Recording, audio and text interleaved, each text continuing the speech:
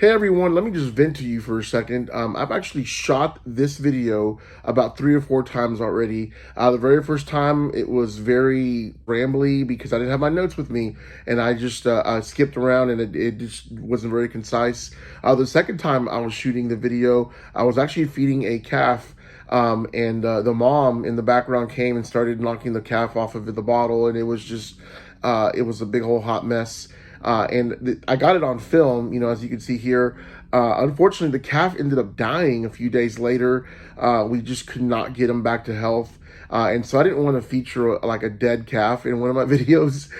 So anyway, hopefully nothing bad happens in this video. I'm trying to be like in the most secluded space where, nothing can happen. No bird's gonna poop on me or anything like that. I don't know. We'll see what happens. We'll see what happens here. But listen, I know we're in the middle of job hunt season, and there's a lot of job postings on the job boards right now. I just really want to, just from my experience and from other people that I've talked to recently, try to get some things to look out for. I call them red flags. If you want to look out for these red flags as you're applying to these positions, and obviously there are some things that you may already know to look for. If there's poor communication from the administration or from whoever your contact person is, things like that. I'm going to try to skip over the obvious. But one of the first things I want to tell you, especially if you're a young teacher and you're going into an interview or communicating with somebody at a school, if you have a hard time getting answers to money-related questions, be that budget, salary, stipend, things like that, not a good sign. Okay. Now let me back up and say that maybe you ask somebody that doesn't know, right? And so them not knowing is not a bad sign. I'm sure somebody on campus knows what the budget is, or knows what the stipend is, and if it takes them a while to get that to you, that's a different story. But just understand that from my experience, there was one time I was hired, and I will concede I was hired because I was cheap. I was a very, very young director. I think it was in my third year, versus the director that I was replacing. He was probably close to retirement. So I was a bargain. Not only that, I actually did better than him. He ended up, moving on, and there's some other issues that were also, taken with him when he left. It was really a good move for the district financially, because I came in and I was able to save the district money. So just be careful with that. Yes, if you're a young person, that's something that you have going for you. But at the same time, you need to be able to get answers to questions, right? The second thing, I had one of my friends tell me that he always asks to observe a classroom before he takes the job, right? Let's say he goes to the interview. During the interview, he's like, hey, do you mind if I sit in one of your classes? A lot of times, he'll get a yes, and on some rare occasions, he'll get a no. And there may be a lot of reasons why you want to keep a prospective, director out of a classroom. But a lot of times, schools want you to be able to see, hey, this is what our kids are like. This is what our classroom management is like, from class to class.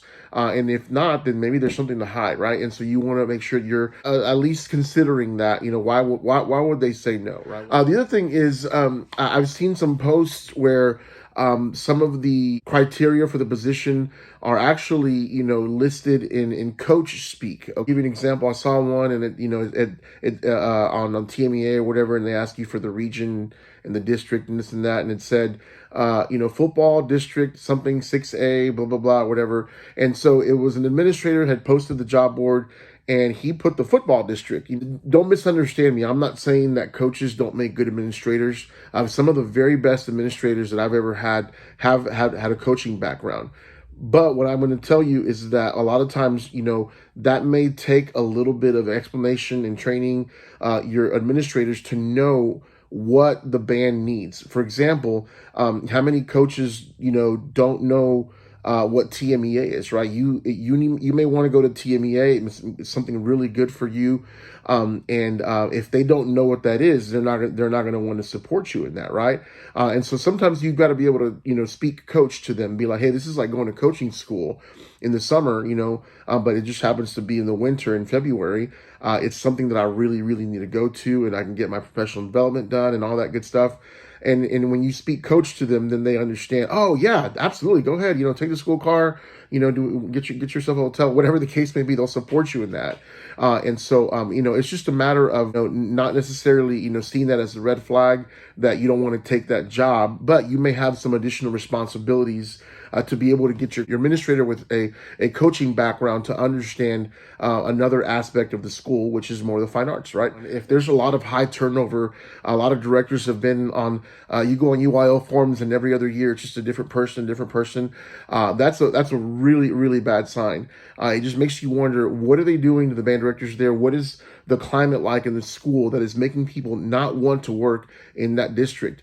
And so every person, every superintendent, every administrator will always tell you that they want a good band program. Everybody wants a good band program.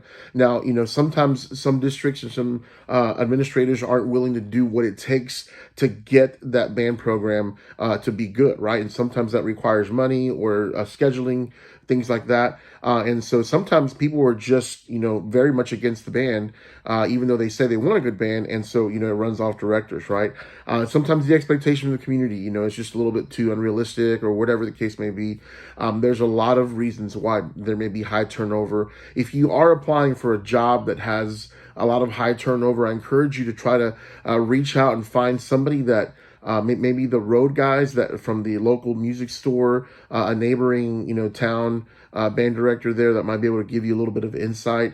And it may be something that won't affect you, right? And so you would hate to miss out on that opportunity if it's just a misunderstanding. But I will tell you that there are some schools that every year, I know it's job hunt time because XYZ district has got their job posted again. The last one I want to talk about is actually potentially a red flag, but it's actually not necessarily a red flag, okay? And if you look on UIL forums, which I encourage you to do, to look on UIL forums and see what the bands have been playing, what kind of ratings they've been getting. If you see a band program that has got a spot open and they've been getting 3s and 4s, yes, that can be a really scary thing. Be like, oh my gosh, I'm going to walk in and this band's not going to be able to play very well. A lot of times, and I know this from my experience in judging and seeing bands that are 3rd, 4th division bands, a lot of times, the things that are making these bands get these ratings are things that you could fix in maybe one rehearsal.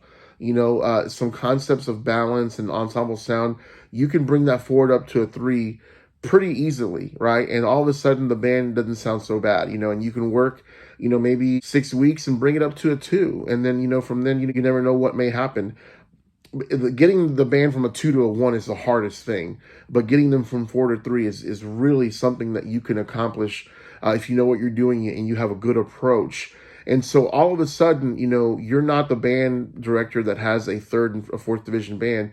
You're the band director that took a 4th division band and got them to maybe a 2-1-2 in 1 year. And that says a lot more about your abilities than a lot of other things may. You may have some DCI background or some other kind of accolades or maybe some different experience.